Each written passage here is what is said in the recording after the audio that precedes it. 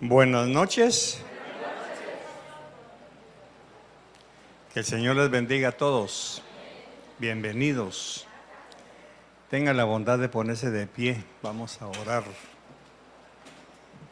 Señor, muchas gracias por darnos el privilegio y la bendición de estar en tu casa. Muchas gracias por abrirnos tu palabra, por instruirnos y enseñarnos y llevarnos a un nuevo conocimiento para crecer no solamente en fe, pero también en conocimiento. Muchas gracias por esta preciosa congregación que te ama, que honra tu palabra, que anhela aprender de lo que tú nos enseñas. Muchas gracias por darme la porción que a mí me corresponde, porque yo también soy oveja de tu prado. Gracias por los que vienen en camino y bendícenos, por favor, en el nombre de Jesús. Amén. Tengan la bondad de sentarse. Vamos a leer Génesis 35, 1 en adelante. Y dice en el nombre del Padre, del Hijo y del Espíritu Santo: Entonces Dios dijo a Jacob: levántate, sube a Betel y habita ahí, y haz allí un altar a Dios que se te apareció cuando huías de tu hermano Esaú. Entonces Jacob dijo a los de su casa y a todos los que estaban con él: quitad los dioses extranjeros que hay entre vosotros, purificaos y mudaos los vestidos, y levantémonos y subamos a Betel, y allí haré un altar a Dios, quien me respondió en el día de mi angustia, y que ha estado conmigo en el camino por donde he andado. Entregaron pues a Jacob todos los dioses extranjeros que tenían en su poder y los pendientes que tenían en sus orejas, y Jacob los escondió debajo de la encina que había junto a Siquem. Aquí estamos viendo una escena muy interesante en la vida de Jacob, cuando viene de regreso, después de haber estado 14 años, más los años que trabajó con Labán, casi 21 años. Y en un momento en que el Señor le dijo a Jacob que ya era hora de regresar a su lugar, a su tierra. Pero para eso tuvo que tomar a su esposa, sus hijos, para poder salir antes de que Labán, que había insistido en que se quedara con él, antes de que Labán llegara y le detuviera en sus planes. Aparentemente Jacob sale huyendo, pero no es que salga huyendo sencillamente, sino que sale con el deseo de tener su propia casa, su propia familia, su propio peculio. Ya habíamos visto anteriormente cómo cuando Labán no le dio lo que le tocaba con respecto a su ganado, entonces Jacob recibió la visión de pelar las varas para hacer su propio rebaño. Toda esa historia está sucediendo en el momento en que Jacob se está preparando para salir de ahí. Entonces, cuando llega el momento de salir, prepara todo, y hay un detalle que a veces se nos pasa por alto, y es en el capítulo 31, cuando Raquel, antes de salir, dice que roba los dioses de su padre Labán. Vamos a verlo. Eso está en 31:19, unos capítulos atrás. Génesis 31:19. Dice, y mientras Labán había ido a trasquilar sus ovejas, que fue cuando Jacob aprovechó para salir, Raquel robó los ídolos domésticos que eran de su padre y se los llevó. Cuando Labán se da cuenta que Jacob ya no está y que se llevó prácticamente a sus hijas, sus nietos y parte de su ganado, lo persigue. Pero en el camino el Señor le dice, ten cuidado cómo le hablas a Jacob, que no le fuera a tratar mal ni que lo fuera a ofender. Entonces, lógicamente vemos que el Señor está interviniendo en ese viaje que Jacob está empezando a llevar. Llegamos al capítulo 35 y Jacob, ignorando que su esposa Raquel tenía los dioses de su papá, él llega al papá y le dice, ¿por qué te robaste mis dioses? Ya sabemos la historia que Jacob le dice, yo no he robado nada. ¿Sabes qué? Búscalos donde quiera que estén y si los encuentras, quien los tenga, que muera por la falta que cometió, sin saber que Raquel los había robado.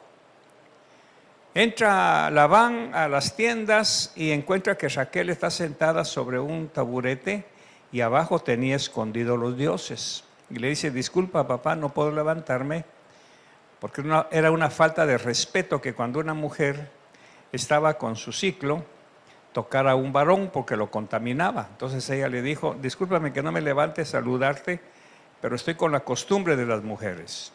Era mentira porque ahí ella estaba sentada sobre los dioses.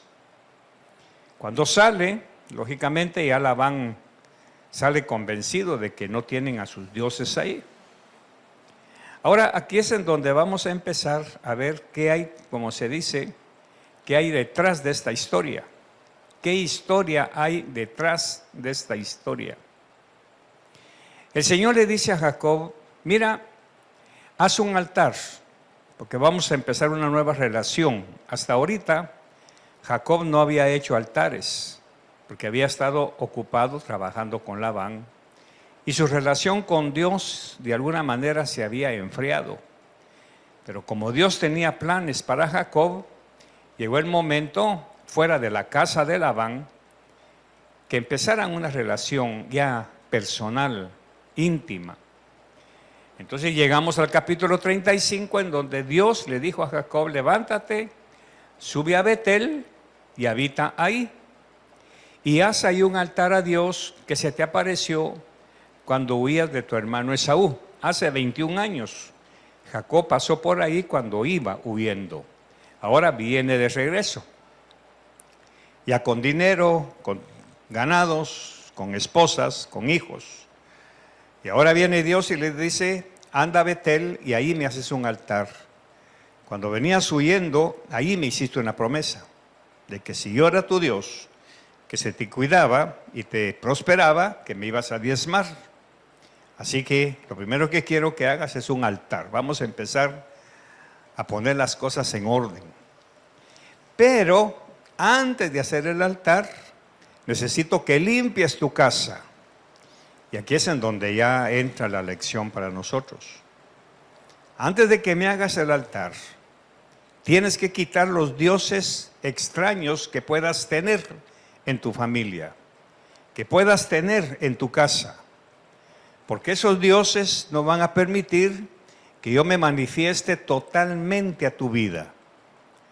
Por eso le dice en el verso 2, entonces Jacob, entendiendo eso, le dijo a los de su casa y a todos los que estaban con él, sus empleados y toda la cosa, quitad los dioses extranjeros que hay entre vosotros, purificaos y mudaos los vestidos.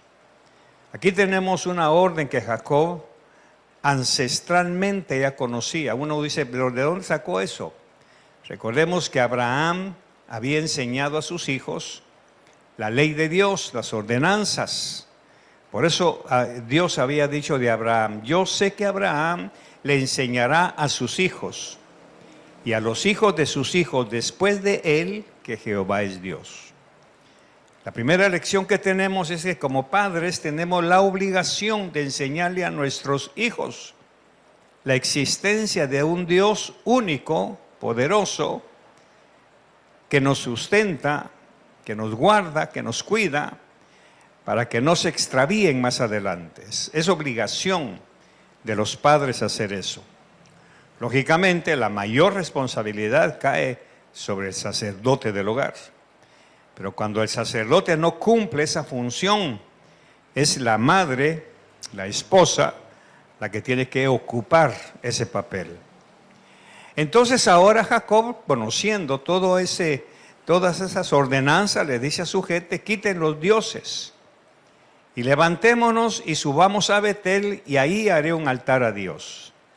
Eso quiere decir que primero, antes de ir a adorar a Dios, antes de hacer un altar, como quiera que usted lo haga, ya sea un altar privado, un altar en su casa, tiene primero que examinar su corazón cómo está. No podemos levantar un altar con dioses extranjeros, con dioses falsos dentro de nosotros, cualquiera que sean. Orgullo, enojo, ira, contienda, todo eso.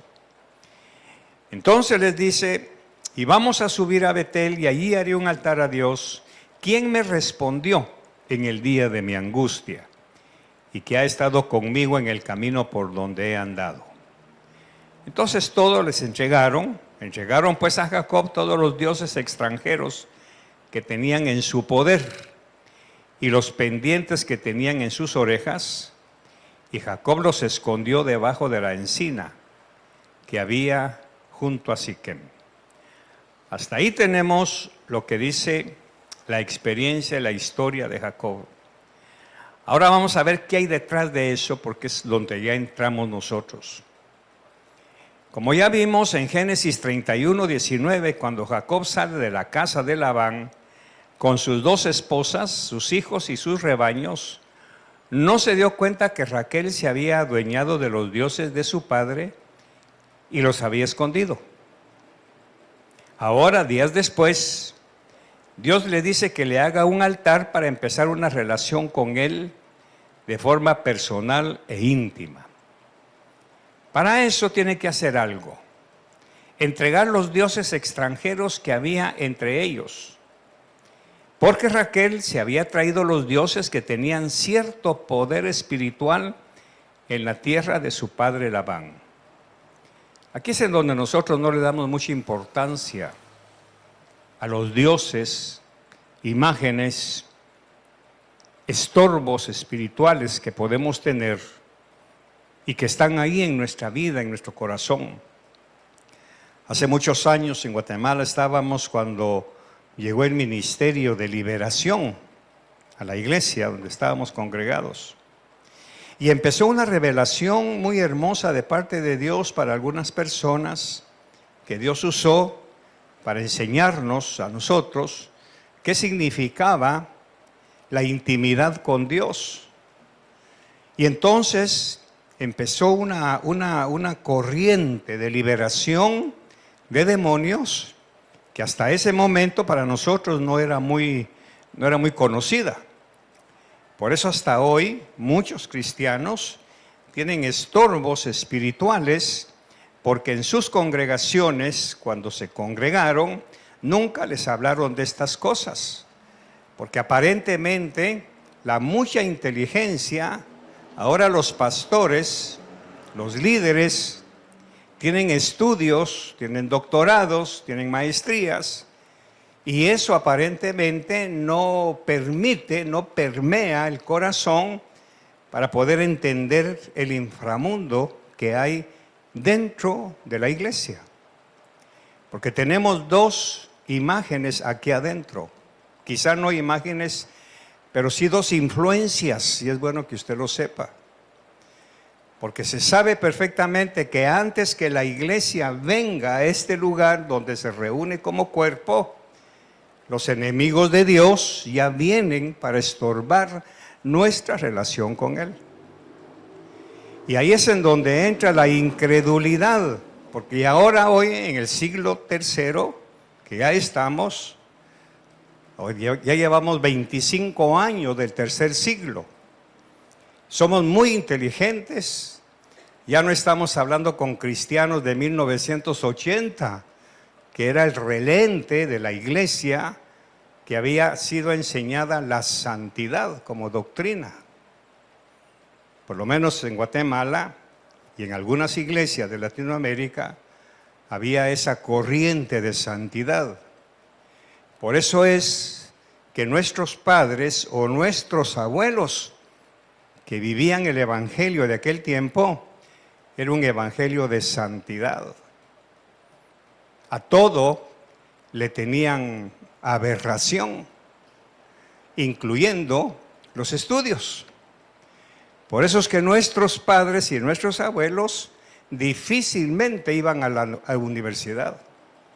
Se conformaban con llegar a cuarto, quinto grado o sexto, si mucho, porque todo lo demás en aquel tiempo había una creencia que el diablo podía llegar a torcer el camino de los que iban a estudiar.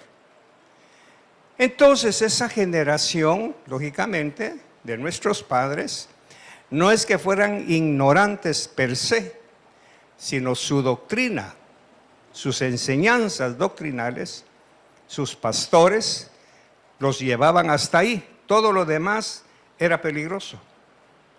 No leían periódicos, no escuchaban radio, no había televisión, y si había era en blanco y negro y solamente los que tenían dinero, así que no había acceso. Entonces era más fácil creer en la teología de la liberación. Pero del 80 para acá las cosas cambiaron. Ya la sociedad se individualizó, ya los jóvenes tuvieron acceso a la universidad, a los estudios superiores, y ahora ¿cómo decirle a un ingeniero, a una licenciada, que crea en demonios? ¿Me estoy explicando? Porque lógicamente viene el concepto, ya van con eso, todavía creen en el diablo, hasta ese extremo se llega. ¿Por qué? Porque lógicamente el intelecto ya está listo o preparado para rechazar ese inframundo. Por eso es que hoy hay mucha gente en la iglesia que está sellada, como hablamos la semana pasada, con el Espíritu Santo, pero estorbados por espíritus inmundos. Póngale el nombre que quiera. Solo que hoy, pues como el diablo también se viste como ángel de luz, ya no hay esas manifestaciones que habían antes del 80. Nosotros tenemos una historia muy interesante en nuestra familia o en mi familia, de ver una manifestación tan horrible, pero tan real, que lo vimos con nuestros propios ojos, cuando hubo una liberación en una persona muy cercana a nosotros, que no le voy a contar muy a fondo. Entonces hoy no creemos en eso, porque somos demasiado inteligentes. Ya la ciencia, ya el internet, ya los estudios superiores, ya la influencia del intelecto, del ego, del yo, se opone a creer en eso. Sin darnos cuenta que la incredulidad en ese mundo es un demonio. Es un demonio de incredulidad que se ha apoderado de muchos miembros de la iglesia para vivir sujetos y, ¿cómo se dice?, subyugados, prisioneros de ese espíritu. Por eso es que antes, hasta hace unos 10 años, alguien nos dijo aquí, a nosotros, a mi esposa y a mí, es que ustedes en todo lugar ven demonios, con una burla horrible, o demoníaca, ¿va? Horrible. O sea, fue una confrontación entre las tinieblas y la luz. Entonces, lógicamente, todo eso viene a colación por lo que vamos a aprender ahorita. El asunto de los espíritus inmundos no es una historia del Gadareno allá con Jesús. No es una historia de leprosos. Eso está hoy todavía. Y el problema es que queremos tener una relación con Dios, con demonios adueñándose de nuestra casa y de nuestras vidas. Por eso es lógico, cuando uno estudia esto, con un corazón humilde y sencillo, se da cuenta. Yo necesito ministración de liberación, porque no puedo creer en esas cosas. Mi intelecto no me lo permite, mi ego no me lo permite. Y entonces, lógicamente, a mayor estatura intelectual, más prisión demoníaca hay. ¿Cómo decirle a un doctor y hablarle de que la artritis, por ejemplo, es un espíritu demoníaco de enojo y de ira? O de amargura, porque la Biblia lo dice. Cuando David está ocultando su pecado, que no lo confiesa, su cuerpo empezó a reaccionar y se empezó a torcer, que la amargura estaba ahí adentro. Y él mismo escribe que cuando llegó Natán y lo liberó, mientras callé,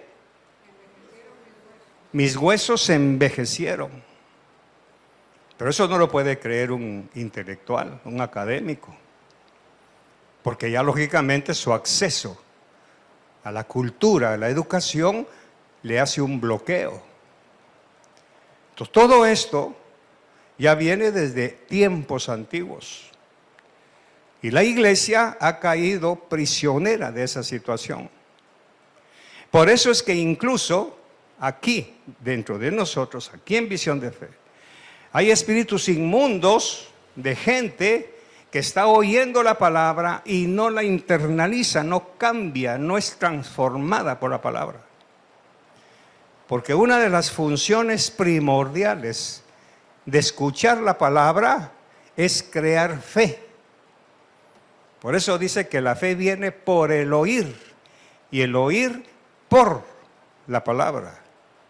A veces nosotros solo le ponemos muy románticamente, es que la fe viene por el oír la palabra. No, por el oír por la palabra. Entonces todo eso va provocando el que escucha realmente. Por eso Jesús siempre decía, el que tenga oídos para oír, porque hay gente aquí que tiene oídos, pero no para oír. Y eso está bien claro cuando el Señor le dijo a sus discípulos, Señor, ¿y a nosotros a ellos por qué les hablas por parábolas y a nosotros no? ¿Cuál fue la respuesta de Jesús? A ellos por parábolas, para que no entiendan y yo tenga que sanarlos. ¿Se da cuenta? Hay gente aquí que no oye la palabra, es decir, no la oye con un corazón sencillo, hay mucho intelecto y eso la bloquea.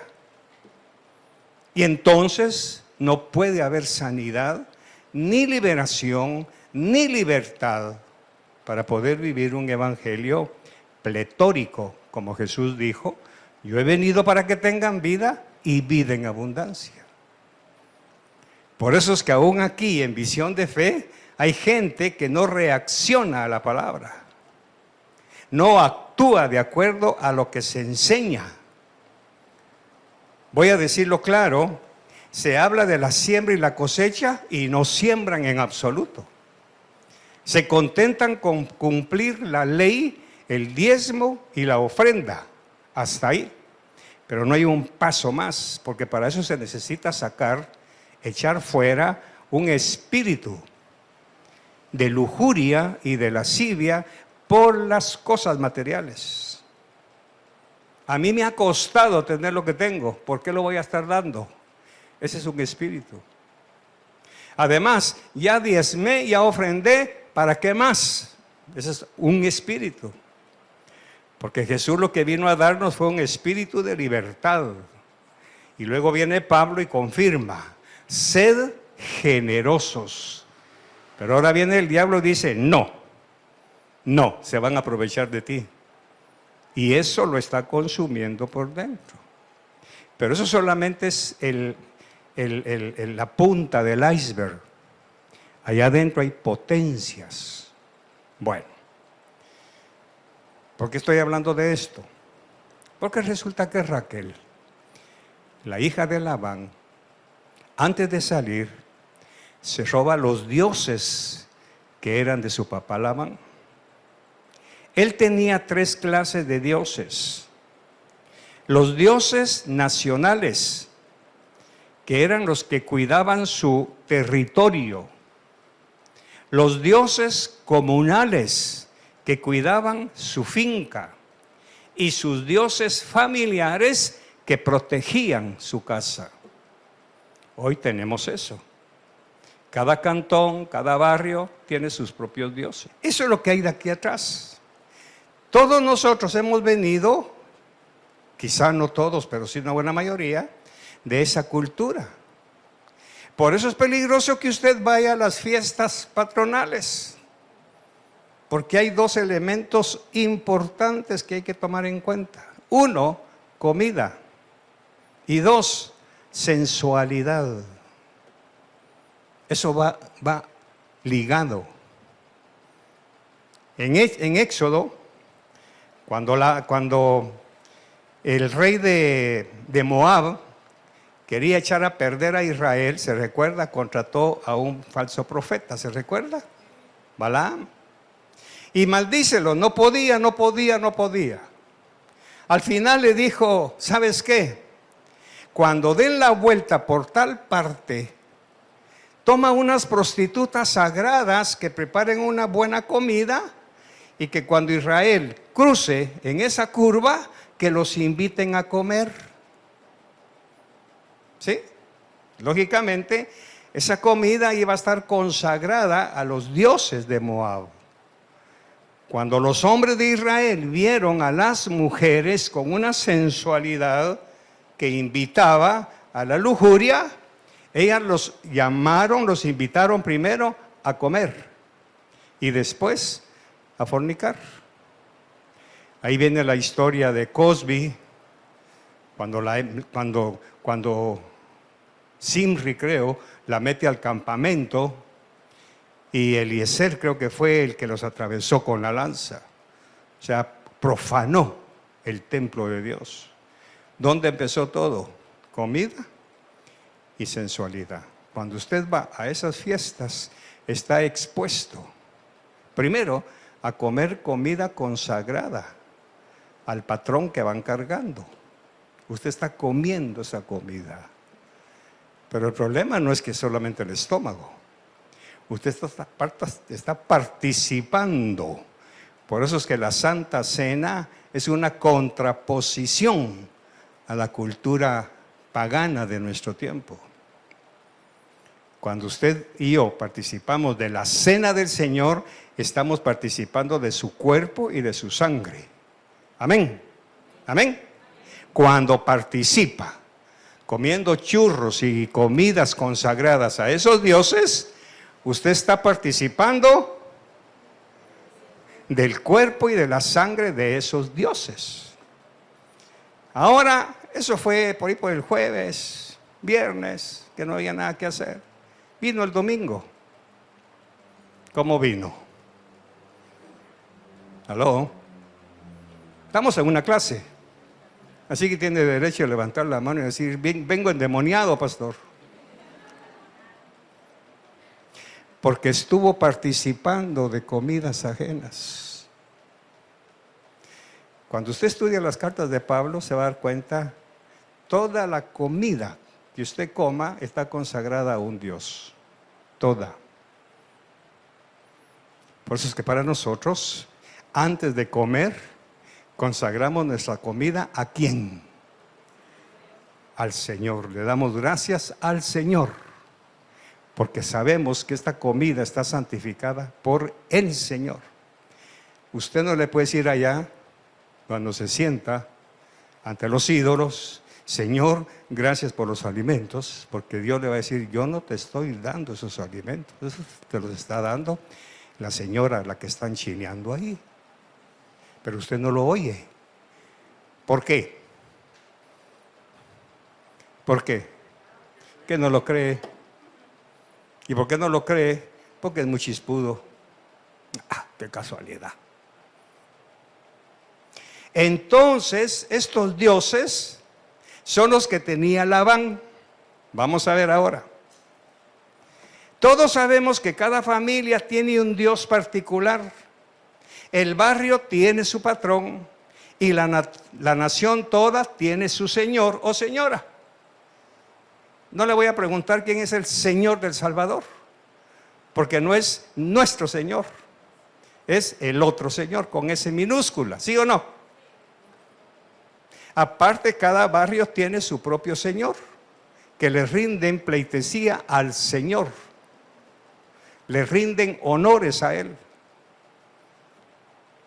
Por eso es que no importa la distancia, la gente va a adorar a donde está su Dios.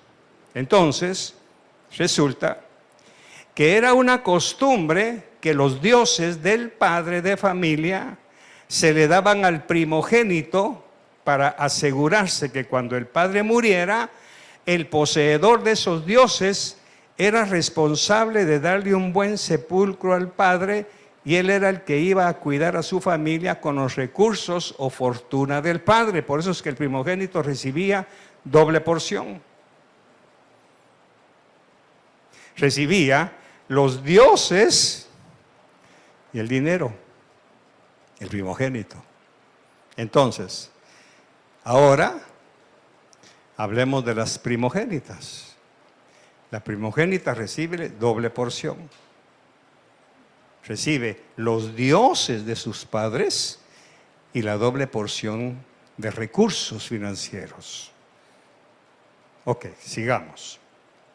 Entonces resulta que Labán no fue a reclamarle a Jacob por sus hijas. Se nos está abriendo la palabra. ¿Qué fue lo que fue a buscar él? ¿Por qué te robaste a mis hijas y a mis nietos? Le dijo. ¿No? ¿Por qué te robaste mis dioses? Tú sabes que yo soy el primogénito de mi padre Betuel, nieto de Abraham, y por lo consiguiente, esos dioses que me robaste son los que a mí me dan la seguridad de que yo soy el cabeza de la familia ahora y necesito tener a mis dioses para honrarlos. Por eso fue que Jacob le dijo, búscalos, yo no los tengo. Pero Raquel los tenía. Entonces, a Labán no le interesaban sus hijas, le interesaban sus dioses. Entonces veamos, hagamos un alto. ¿Qué es lo que a usted le da seguridad? Los dioses que heredó de su familia. Orgullo,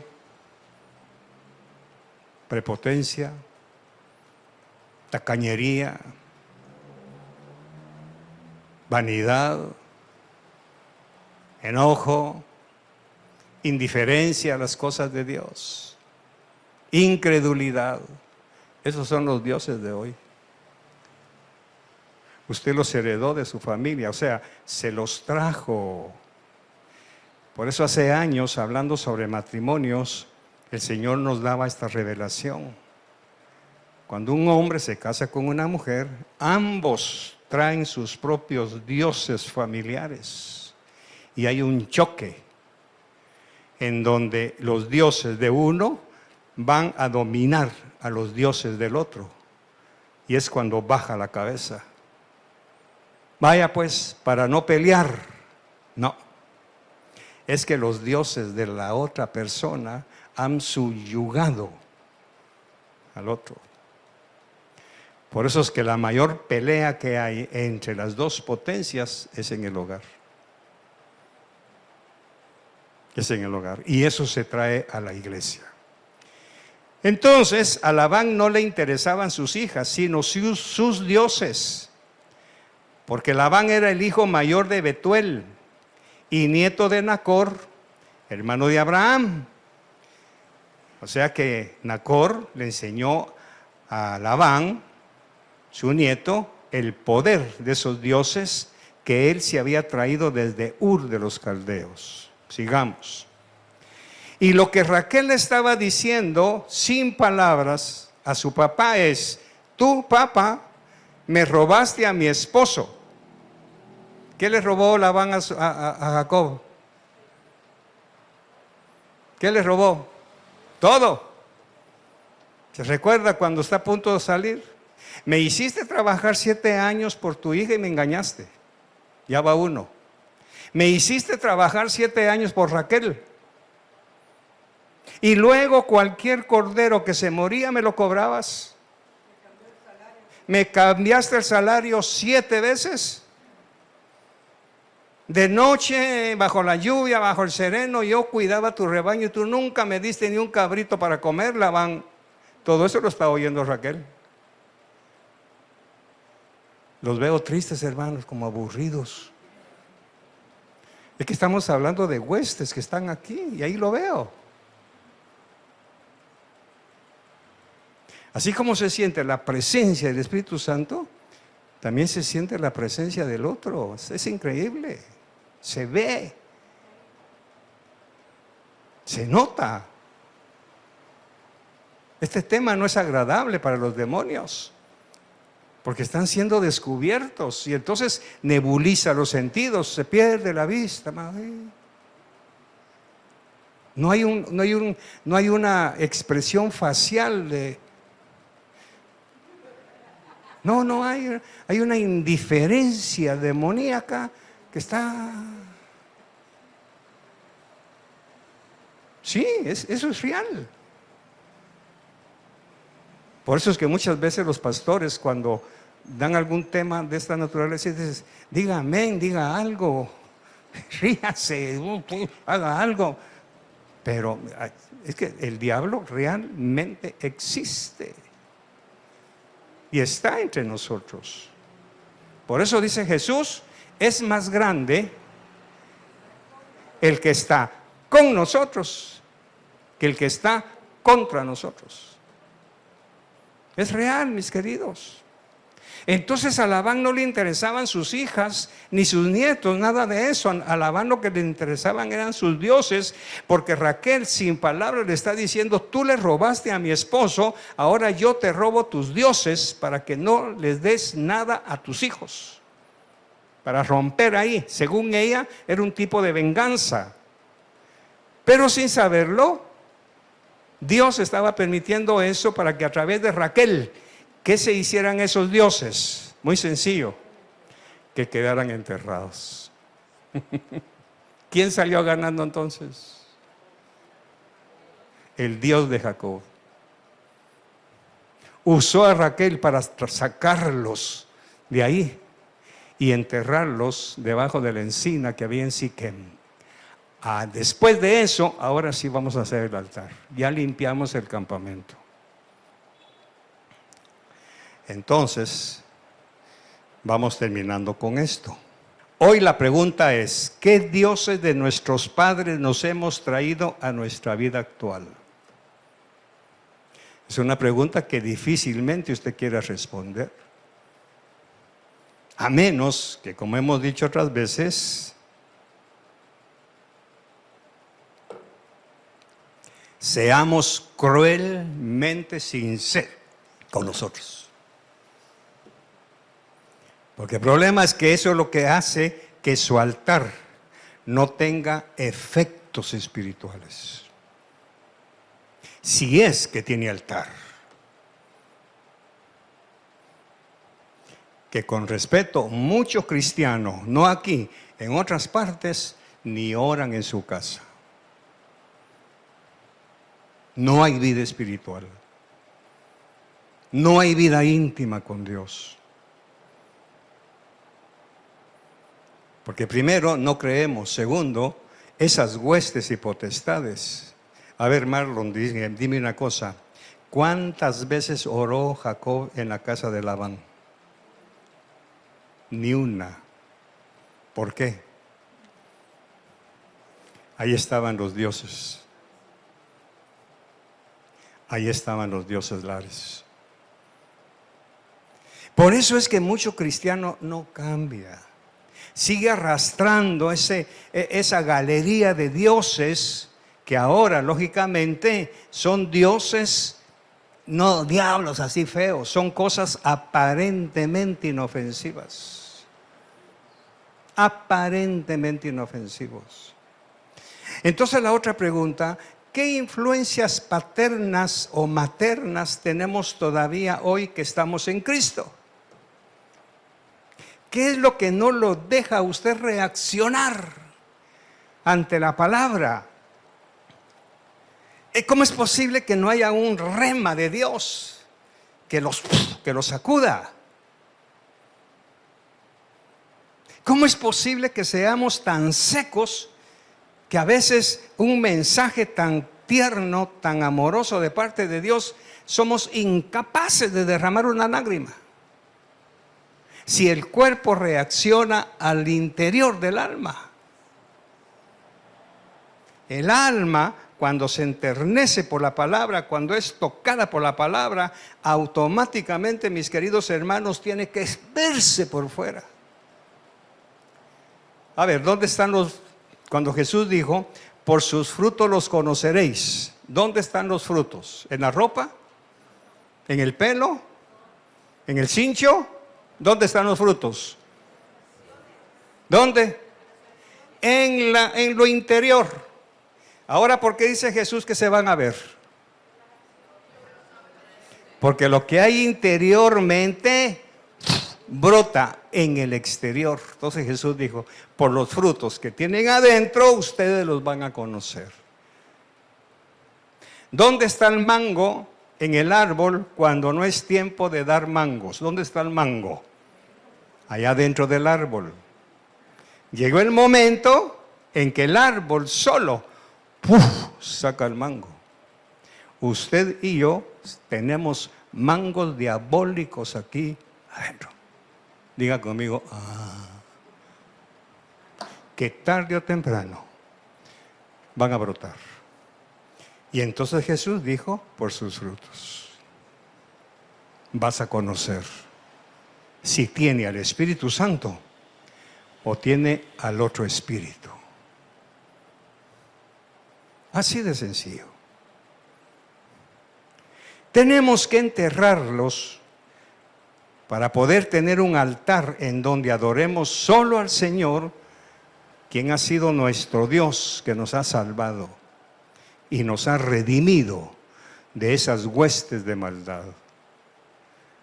Por eso, mis queridos, usted tiene que crecer de tal manera, como dijo Pablo, de conocer las artimañas. Diga conmigo, artimañas de Carlos Berché, del diablo. Entonces, usted viene a la iglesia, a los 5 minutos de empezar el mensaje,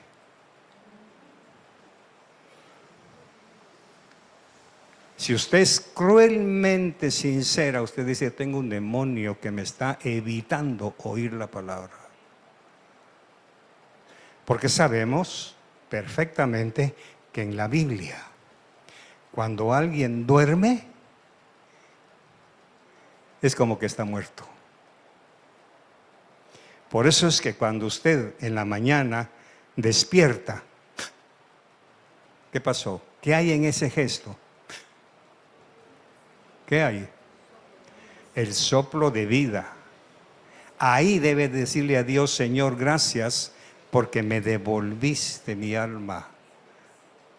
Por eso es que está demostrado, espiritualmente hablando, que cuando usted duerme, su alma se presenta para ser juzgado. Por eso hay gente que el alma ya no regresa. Y así como se durmieron, así quedaron. Así quedaron. No hay una cara fea, no, así. Porque su alma se presentó para ser juzgada en el tribunal de Cristo. Y por misericordia, el Señor devuelve el alma y usted despierta.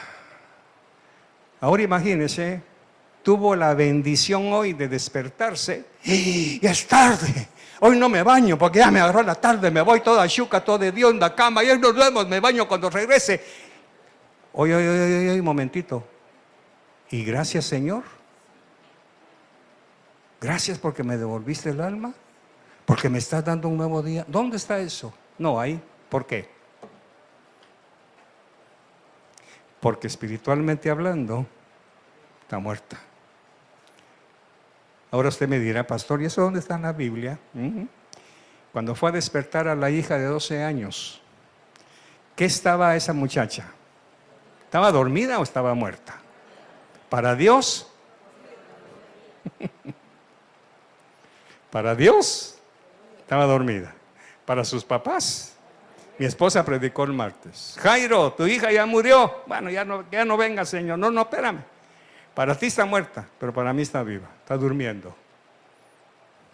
Lázaro, para sus hermanos, ¿cómo estaba? Para Jesús. Entonces, cuando usted está dormido, por eso dice la Biblia, nunca se ponga el sol, o sea, nunca te duermas enojado.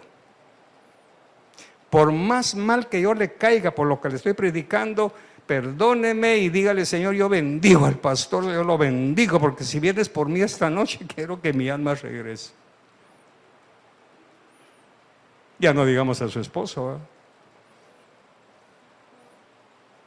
Ya no digamos a su mamá, a su papá, sus hijos. Porque esa noche, ¿qué le dijeron a aquel hombre que dijo: voy a levantar mis hilos, voy a tener más dinero? ¿Qué le dijeron? Te felicitamos. ¿Qué dijeron? Esta noche. ¿Vienen por qué? ¿Por tu dinero? Tu alma. Diga conmigo: Bueno, aunque no lo dijo, pero yo sé que ahí adentro dijo: Quiero creerlo, ¿verdad? Los dioses de Labán, para él, eran su ancla, eran su seguridad. Y no sabe el gran favor que su hija le hizo al quitárselos, porque ahora Labán lógicamente tuvo que regresar sin sus dioses a depender del Dios de Jacob. Ahí es donde se cumple aquel dicho: si en una casa no te reciben, vete de ahí y sacude el polvo. O sea, aunque sea el polvo de tu mensaje, déjales. Eso quiere decir, aunque sea el polvo, porque cuando usted sacude el polvo, hay unas esporas que quedan en el dintel de la puerta. Entonces, cuando usted sacude los pies, el polvo de su presencia, de su evangelio, de su testimonio, quedó ahí. Eso fue lo que hizo Labán, lo que hizo Jacob. Le dejó el polvo. Por eso se ha dicho muchas veces, si cuando usted viene a oír la palabra, lo primero que hace es empezar a cabecear, póngase de pie, sálgase a la ventana, aunque sea. Gobierne ese espíritu inmundo que le roba el privilegio de oír, porque no quiere que usted salga de sus dominios. Ya terminé.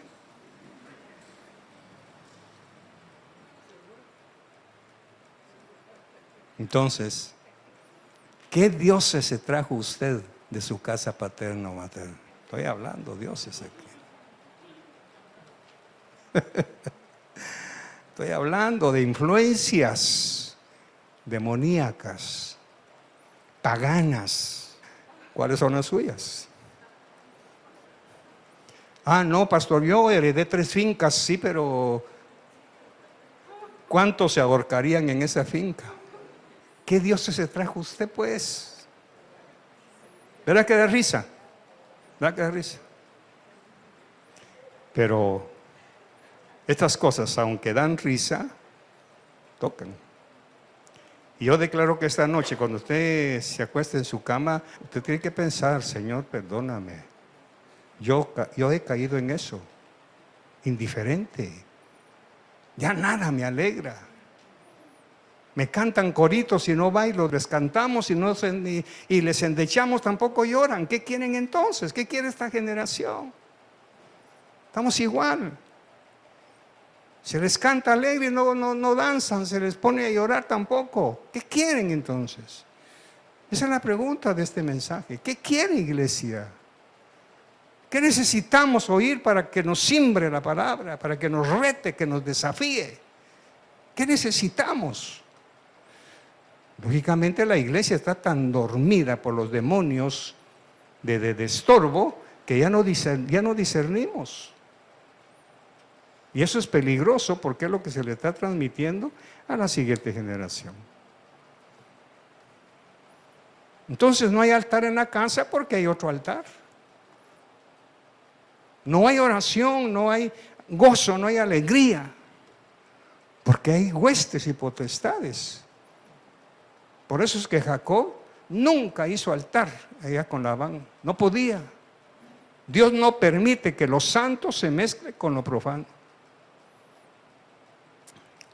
Cierre sus ojos. Señor, muchas gracias por tu palabra. Espíritu Santo, te dejo a cargo de todos nosotros para que esta noche, cuando estemos a solas, tú nos hables y nos hagas ver lo que no queremos ver, la realidad, que necesitamos un cambio interno, Señor, una limpieza profunda de nuestras almas, una limpieza de nuestro corazón. Necesitamos, Espíritu Santo, que tú obres en nosotros, que nos sacudas, que nos desafíes, que ya no seamos muertos vivientes, sino que tengamos la promesa de Jesús de tener vida abundante y no esa vida gris, aburrida, oxidada que hasta hoy hemos mostrado a nuestros hijos. Ayúdanos, Señor, te lo ruego. Sácanos de ese sopor espiritual. Sácanos de esa somnolencia que los demonios no nos dejan crecer. Por eso vivimos enfermos. Por eso vivimos escasos. Porque si somos incapaces de reaccionar a tu palabra, ¿qué nos va a hacer reaccionar después, Señor? Pero todavía hay esperanza porque tú todavía no vienes. Gracias. Bendecimos la ofrenda en el nombre de Jesús. Amén y amén.